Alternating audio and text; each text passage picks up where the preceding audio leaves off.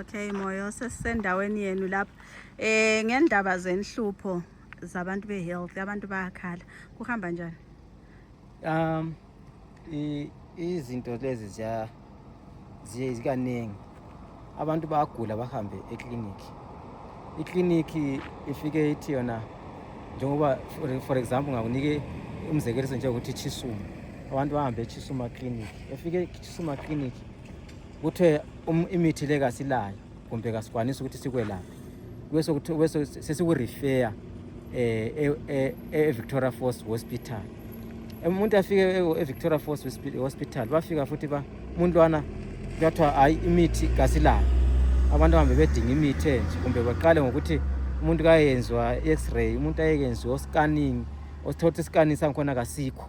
Scanning salapha asisebenzi, hambani koNgarivume, hambani kenze scanning e-town, hambani yenze i-x-ray ngaphi. So ma befika abantu abaseqedile ukwenza i-x-ray lapha ngabantu vele abantu abaswelayo, abantu abangela indlela zokuzuza imali.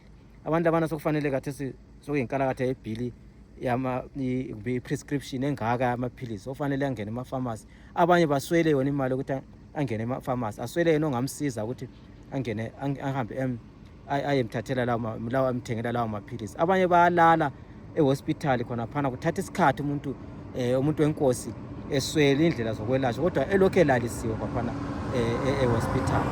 So ngokuthatha isikhathi esithatha umntwana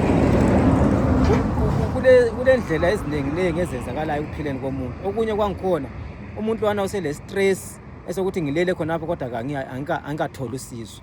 So abanye bese omunye umuntu egcine sekhitshiwe esibhedlela elokhe engakanjani engakatholi usizo. Abanye ngabasuka kwaphe, abanye begcine sebesiya eZambia, abanye besuke uzokuthiwa umuntu sehambe edinga uncedo kubo Bulawayo, abanye sebehambe kubo Harare.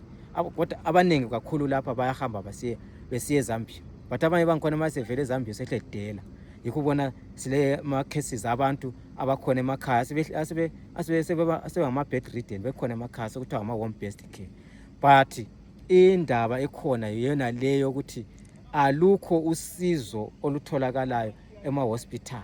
Ngikhuluma kanje ngiyahamba khona ngale ngafika ehospital, abantu bayangena bayaphuma bagijima benikana izimali bedinga izimali zokuyadinga imithi. Usithatha isikhathi ukuthi udokotela aze bekhona. Udokotela ubekade ngifike ngabo-8 kwaze kwachaya ama-9, ngasuka ngama-9 kwathiwa udokotela ingxoza afika ngama-10. Kuyacatshangelwa lokhuyana ngabantu abacabangela ukuthi udokotela ngafika kanje kunje ngihamba mina esibhedlela ngisabona abantu abagulayo.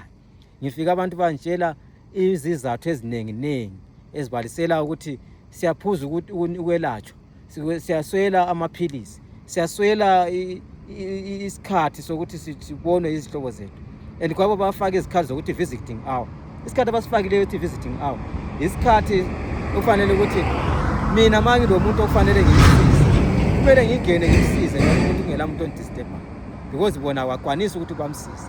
Abanye bangikhona balele kwaphana ngela sizo umuntu azagcine seziphumela. So ugcina uzibuza ukuthi kathi vele lo muntu manje bamgcinele kulokuthi vele mase behlulekile bahle bathi hambe ezidlalele ekhaya. Esibhedlela khona sesikhangela ngokuthi asithi imbheda, ama-sheets, ema-toilet kunjani nje izinto zangikhona into ezi-advanced, kuhlanzekile kunjani vele? Bazama ukuthi bayenze kube kuhlanzeka kodwa uyakubona ukuthi into lezi eziye zindala. Ezinye izinto esezindala abantu bayagomela lapha, abanye abantu sikwabonile lapha abantu abenza ama-accident, abantu befaka ama-cardbox. But kulabantu abahamba bethwele izimali beholisa abantu abavele belezimali. Abantu okuzokuthiwa yeye umuntu ubizwe ngegama wanika umuntu inkalakatha emali, yeye umuntu lo ohlabela ingoma leyana waphiwa inkalakatha emali. Kanti ngani imali leyana bengayifaki ezibhedlela? Kwezokuthiwa searchivayo umuntu ungathi searchivayo senika imali. But kulokuthi ahambe ezibhedlela lapha abantu bafike labo bambize ezigulane zimbize searchivayo alahle banike i-ambulance. Uhambe nika amasinga imali.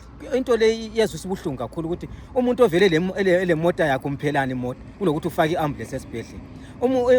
Imgwaqo abantu baphela emgwaqweni nakho athela amagodigodi la ngamanzi la ipothole le. Ipothole le izabaqeda abantu abantu sebefile lapha uzeza usizo kalukho. Esikuzwayo kuphela ukuthi uhulumende udeclare i-state of state funeral. Kathi thina singabe kungcwaba sobantu bokusizwa.